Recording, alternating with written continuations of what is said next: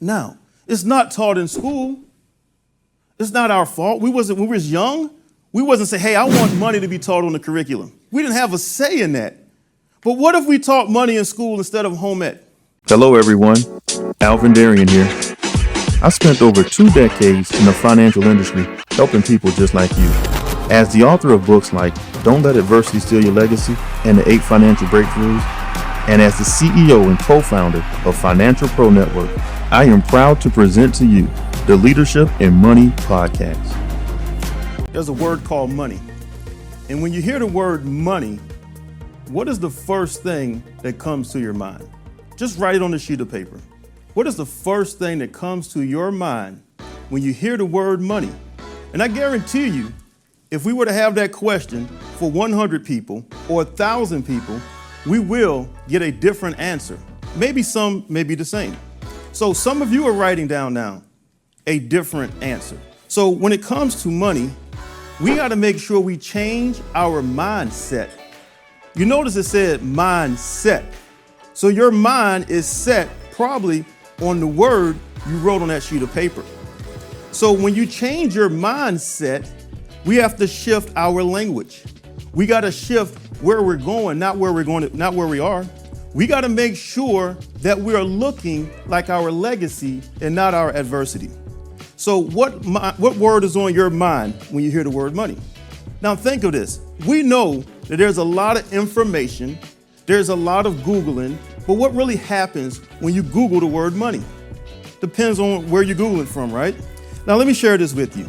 We had a panel and we had a discussion about finances and we had a discussion about money, but not only about money, we wanted to make sure that we were targeting a community that I feel that's overlooked. But I want to shine the light to let everybody know that we're going to address the problems, we're going to talk about the solution, and we're going to give you a strategy so that you can move forward. You know, the pain of remaining the same is greater than the pain of change. Let me say it one more time. The pain of remaining the same is greater than the pain of change.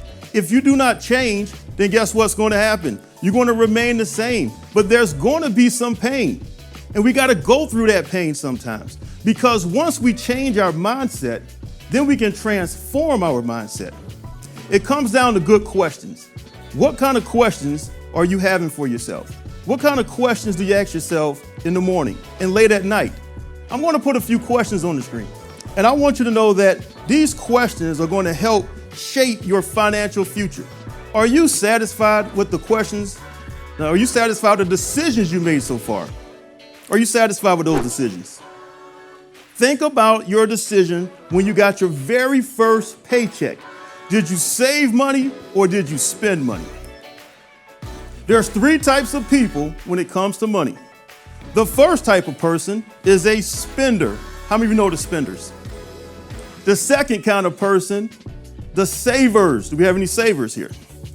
The third kind of person, the avoiders. They avoid the topic. They never look at the topic. They never talk about it. You go to their house, their mail stack about this high, and it kind of tilts to the right.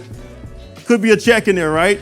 But some people never want to talk about money. They just avoid it. So how do you feel so far about your financial decisions? How do you feel about it? Do you feel good about it? If you had to give yourself a grade, A, B, C, D, F, and don't let your neighbor see your paper, what grade would you put on there? If we had to get a grade. You know, as an adult, what is our grade?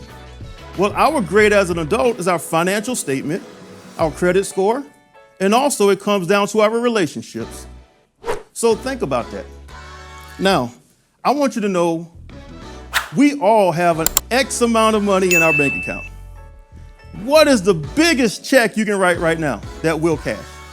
The biggest check you can write. Think about that. Have you ever thought of that question? What is the biggest check you can write and it will not bounce? Biggest check. See, questions like that help you change whatever you were thinking.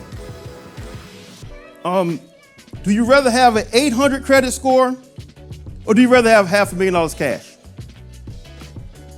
Do you rather have an 800 credit score or a $500,000 cash money? Something to think about, right? Cash, credit score, I say both, but if you give me a choice, if you put $500,000 cash on the table, you better believe I'm going to take the $500,000 cash, right? We can fix credit later, correct? Okay, how much wealth are you leaving for the next generation? Are you talking about leaving wealth? Is wealth happening at the kitchen table where we have conversations at? How much wealth are you going to leave? Well, if you look at it this way, how much did you save last decade? 2030 will be here before we know it. How much money did you save last decade? Well, 2010 to 2020, Alvin, went by so fast. It's now 2020, 2021. We're going to be in 2030. So just write down your age today and then draw a little line and then write down 2030. How much money do you want to have in 2030? Something to really think about, right? But sometimes we say, I love to, but I don't have the money to save. I would like to, but we don't have money to save. And sometimes we say things like this. We have enough to live, but we don't have enough to stop worrying. Money's on people's mind before they go to bed and when they wake up. So we got to have real progress and we got to shift the conversation. I'm going to share with you some words that's going to transform the way you view money, the way you see money. Now, let's think of this. What is your financial DNA? What is your financial DNA? Never looked at it that way. So what is your financial DNA? Well, let's discover that. Let's discover your financial DNA. Words will locate you. Words will tell you exactly where you are when it comes to money and building wealth. Some people have poor conversations. Some people have broke conversations. Poor is a mindset. Broke is temporary. Some people talk about almost making it. We almost made it this month. Then you graduate to, well, we're just making it. We just made it this month. We have to transform our language. And think about this. Some people are talking about, hey, we're just getting by. We're just getting by. And then you get to getting by. I'm getting by now. We're getting by. We're past poor and broke. We graduated. What if we could change that language to some new language? Are you open to see the new language? Well, let's look at it. Now we go to saving and giving, profit margins, overrides, net worth. You notice the conversation changed, the energy changed in the room as well. Building wealth and leaving a legacy. So what kind of language are you having at your kitchen table? The slide we just went over or the ones you see on the screen now? If you shift the conversation, if you change the words, you build new relationships and get new connections, you're going to build wealth. Well, it leads me to the 7 money milestones. When you hit a milestone, you should celebrate. Celebrate all wins. So let's talk about it. The first money milestone is a financial education. Here's a good question to think about. Where did you learn money? I learned it from my mom. I learned it from my dad. Who said they did it right? Well, this is how grandma did it. Who said that grandmother did it right? We use the best information at the time that we use the information. Would you agree with me? At the time we made the best choices. So we got to get a financial education first. The second money milestone is proper protection. Making sure your family is protected. Now, when you hear proper protection, I want you to think of this. There's 2 types. You have money insurance and then you have dream insurance. So let's break it down. Money insurance protects your wealth, your money that's coming in. Everything you're doing to take care of a loved one due to long-term care. How many times generations go on and say, I have to take care of my mom. I have to take care of my dad. I got to take care of my uncle. It normally falls on the oldest daughter, right? Normally. So if we have protection for our money and protection for our dream, we're properly protected. Which leads me to the next one, emergency fund. Do you get a knock at the door like, they say, hey, Alvin, you're going to have an emergency tomorrow. I want you to be ready for it. It doesn't work that way, right? And so now we have an emergency, and how do we handle that emergency? Did you think of that one? Write this down. I handle emergencies with cash. So do we go into debt? Do we borrow money? Which leads me to the next one, debt. Why are we in debt? We buy things we really don't need to impress people who really don't care. And there's so many people on social media and Facebook impressing broke people that they're not broke with debt. Think about this. Somebody gets a brand new car. Say, man, you heard about the Johnson family. They got a brand new car. It's like, man, that's awesome, man. Then the Johnson family got their car repoed. Can you pass the salt? Can you pass the pepper? See how fast it works like that. Realize this. We are in debt. Most people are in debt because of the decisions they made. And they did not have an emergency fund. So as we go through this journey of these milestones, the next one is going to be cash flow. You got to make sure cash is coming in. More money coming in, less money going out. Pretty simple, right? And then we go on to my favorite one, and that's building wealth. Building generational wealth. Legacy before lifestyle. Don't ever forget that. Legacy before lifestyle, not lifestyle before legacy. And then the last one, we got to make sure that we are out there going through all 6 money milestones. And number 7, we got to protect our wealth. We don't want to leave it to the IRS. We don't want to leave it to the government. We want to make sure, right, that our money is going to be left to our last name, not IRS. That's not your last name. So you got to have a roadmap. We have GPSs in our car, right? Do you just jump in the car and say, wherever it takes me, I'm going to go? You're going to make sure the GPS is set, your phone is set. You're going to make sure that you're going to know where you're going to your destination. I need to know exactly where we're going. What if your GPS, some of you like to look at the directions all the way, right? And some people just hit the button and go. But with a roadmap, we're going to show you the different milestones. Now, it's not taught in school. It's not our fault. When we was young, we wasn't say, hey, I want money to be taught on the curriculum. We didn't have a say in that. But what if we taught money in school instead of home ec? If I want to learn how to cook, I'm going to learn from my grandma and my mom and my aunties, not in school. So we got to make sure that we teach money and how money really works. And people deserve a financial education. You really deserve it, because if you don't get a financial education, you're going to stay in information mode. And once you stay in information mode, you never go to education. We got to go from information to education all the way to implementation. Now, I'm here to tell you, we had to create our own education system. We wanted to make sure that people understands how money works. And I want you to know it starts with one conversation at a time, one relationship at a time. You got to make a decision that you want to learn how money works. Financial literacy is number one search right now. People are looking how money works. How can I get ahead financially? And we got to start today, everyone. We must start today. Are you part of the conversation, or are you just listening in? You got to be part of the conversation, because when the messenger leaves, the message lingers. When the messenger leaves, the message lingers. What kind of message do you want to linger? Now, we teach our financial concepts. We teach our how money works elements. And we go through these classes. And I'm sure once a week or twice a week or 3 times a week, how many people need this information? We need to go through it, teach people, invite somebody, and share the information. Now, I want to let you know, you got to make a decision.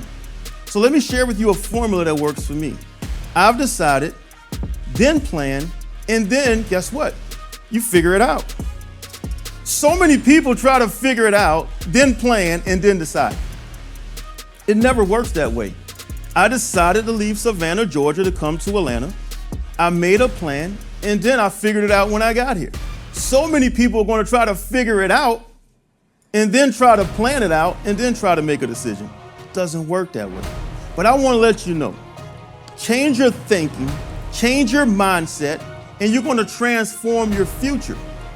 Because if we keep the same thinking with the old person, we would never become the new person with the new thinking. So how many times have you made a decision that you're going to go for it? How many times you made a decision that you're going to transform your mindset? And when you transform something, it can never go back to its original state. Let me share a story with you. I was 23 years old, Let me back up a little bit. Has anyone ever been in school and could not declare a major to save your life? You looked at 5 or 6 different majors. You know, I started off as a business major, and then I went to physical therapy, and then from physical therapy to business, and then from business to mechanical engineering, and then from mechanical engineering to electrical engineering. And I finally came out, I kept the hope alive, came out of school as an electrical engineer. And everybody said, well, Alvin, what are you going to do? I said, I am going to move to Atlanta. See, I made a decision. I said, I'm moving to Atlanta. So I hopped on 16, riding that, going west, and I went from 16 to 75 north, and I came here to Atlanta, Georgia, a little city called Conyers, Georgia. I'm like, this is not Atlanta, this is the small city, but hey, I'll say I made it to Atlanta, right? And I was looking for a career. I was looking for something. I don't know what that something was, but I wanted a career. So I was putting my resume out, email, call, fax, email, call, fax, email, call, and nobody would call me. I would go on interviews and they would say, Alvin, you don't have experience. I'm like, I only worked 2 jobs and I just graduated. I don't have much experience. They said, Alvin, you're overqualified. I'm like, how am I overqualified? So that put me right in the middle. So one of those days I had a SportsCenter rerun day and I kept watching SportsCenter reruns over and over. And I said, I'm not looking for a job because at the time, looking for a job was a job. And so I didn't give up. I didn't change hope. I kept looking and looking. And I finally got a call from this firm. And this firm told me yes. And they said, you know what? Regardless of your age, regardless of your background, we're going to bring you in and give you a shot. And I'm so thankful that I had an open mind. And when I came here to Atlanta, and when this company gave me a shot, I was in a brand new environment. I was under the new influence of a bigger vision. I had new connections, new relationships, and new conversations. And that's how you transform your future. And in this environment, I had new expectations from a mentor to share with me a vision of where we're going and what's expected of you and how are you going to transform and change the financial arena. And I said, you know what? I'm ready to take action. He said, Alvin, you got to execute a plan. And here's the plan. And still to this day, we're still working that plan. See, when you execute and take action inside of a new environment with new expectations, you can transform things. And then the next one, he said, Alvin, you're going to gain experience and you're going to bring people on this journey and you're going to share with people how they can be a part of this new environment because now you are the example to bring people into a new environment. The new environment is how money works now. How money works is a lifestyle.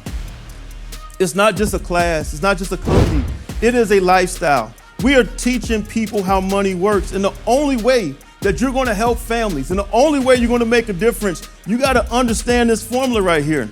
New environment, new expectations, right? And then you're going to have a plan to execute, take action. And after you take action, you're going to gain experience from your mistakes, other people's mistakes, and you're also going to learn while you're on this journey. And now you are the example of success, and then you repeat it all over again.